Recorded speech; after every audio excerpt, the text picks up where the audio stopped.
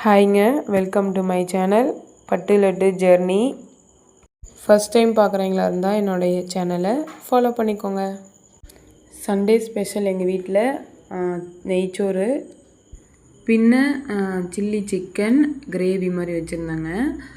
அப்புறம் தம்பி leg piece பொரிச்சு வேணும் அப்படின்னு சொல்லியிருந்தாரு. அது அவங்களுக்கு 2 பேர்த்துக்கும் கொடுத்தேன்.